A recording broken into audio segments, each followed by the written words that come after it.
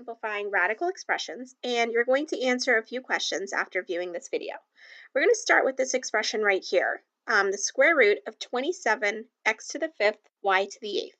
As you can see, we've got numbers, we've got variables, we've got exponents. There's a lot going on here. So what we're going to do is we're going to break it down into easier to work with pieces. Okay, I'm going to start with the square root of 27. I know that 27 is not a perfect square, but I can still simplify it because it has perfect square factors. If you like to, you can start by breaking down 27 into its prime factors. 27 is 9 times 3. 9 breaks down into 3 times 3. All right, so we have 3 times 3 times 3. What you can then do is look for pairs of numbers, pairs of factors that match up, like 3 times 3. 3 times 3 is 3 squared, so that's a perfect square. And then I have this left over 3. Now, you could also recognize right away, if you're familiar with it, that 9 is a perfect square, and you wouldn't have to break it down further. 9 times 3 would be the factor pair to go with. But the reason I'm looking for pairs of numbers is I'm really looking for that perfect square, because I can take the square root of a perfect square. The square root of 3 squared is 3. Okay, so I'm actually going to rewrite 27, the square root of 27, as 3, because that 3 came from the square root of 3 squared. That's in front of the radical sign, but I also have this one factor left over, which is just a 3 by itself. So 3 square roots of 3. All right, so I simplify the square root of 27, 3 square roots of 3. I'm now going to move on to the square root of x to the 5th. Okay, now for variables, what you can do is you can write them out to show how many x's you have. X to the 5th is really x times x times x times x times x. All right, and we want the square root of x to the 5th. And really, essentially what we're doing again is looking for pairs. I have a pair of x's. Remember, a pair is a perfect square. So x times x is x squared. I have another pair of x's, that's another x squared, and then I have this one left over. And what that tells me is that if I want to simplify this, I will take the square root of x squared, which is x, comes out in front. I have another square root of x squared, that's another x that comes out in front. And then this one, we didn't take a square root of it because it was a single factor, so we leave it underneath the radical. So I got the square root of x. Okay. All right. I'm going to keep going. I could also rewrite this if I'm trying to simplify, right? I want to rewrite this, and I'm going to rewrite this as just x squared square root of x, because x times x is x squared. Okay. So the simplified version is x squared times the square root of x. All right, we're not done. We're going to keep going here. I'm now moving on to the square root of y to the 8th. Okay, we could do the same thing for y to the 8th if we wanted to.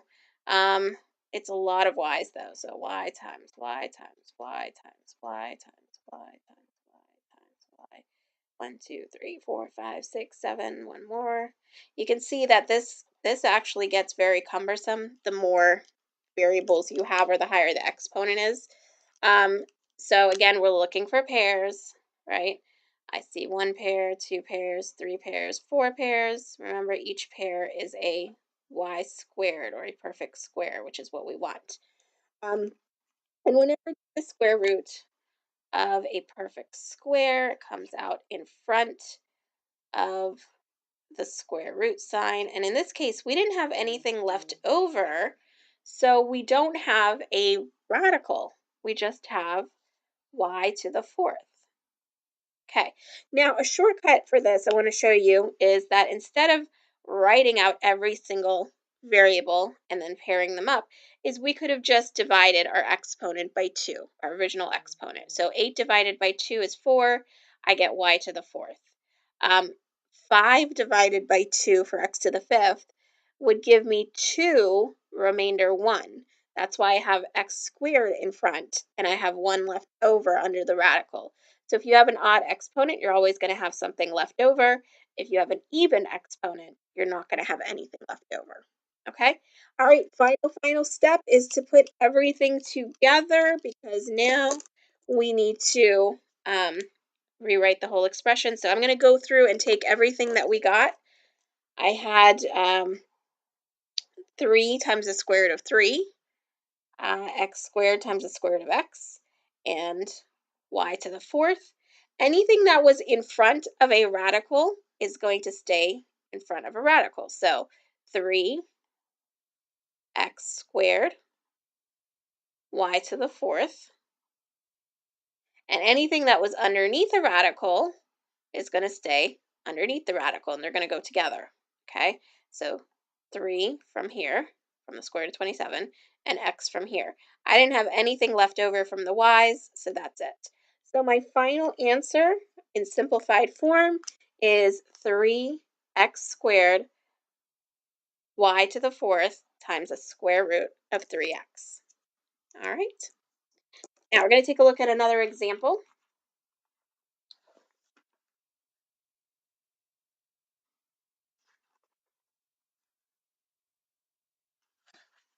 Give me a second here. Here's our second example.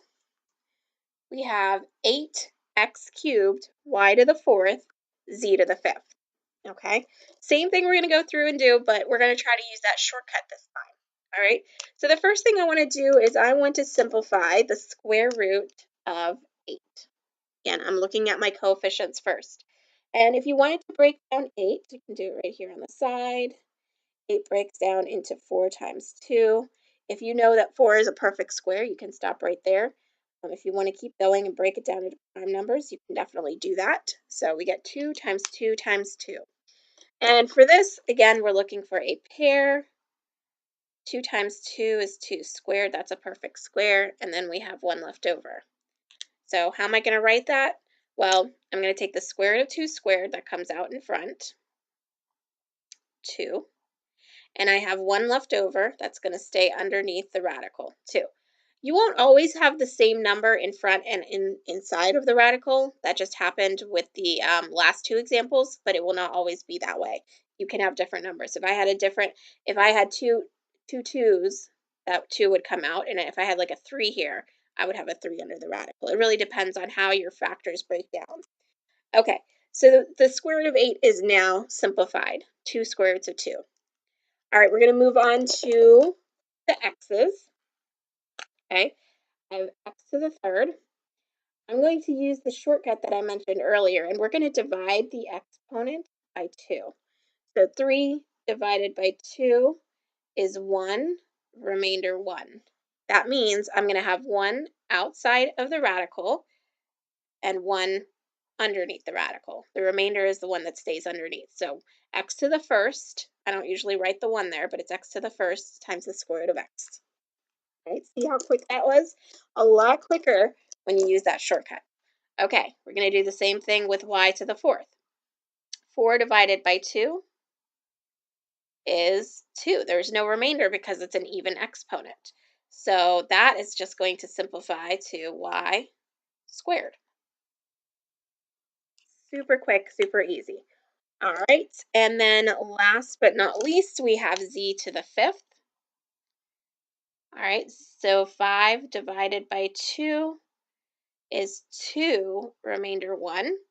That means I'm going to have z squared because of that 2, and I have 1 left over, so I'm going to have a z underneath the radical, like that. Okay, super quick and easy. All right, now last step is to put everything back together. All right, again, anything that is in front of a radical is going to stay in front of a radical. So I'm going to gather all of those up first. 2x y squared z squared. So 2x y squared z squared. All right. And anything that is underneath the radical is going to stay underneath the radical. So I have square root of 2, square root of x, and square root of z. And I'm going to put them all underneath the same radical. So 2 x, z. So my final answer is 2xy squared z squared times the square root of 2xz.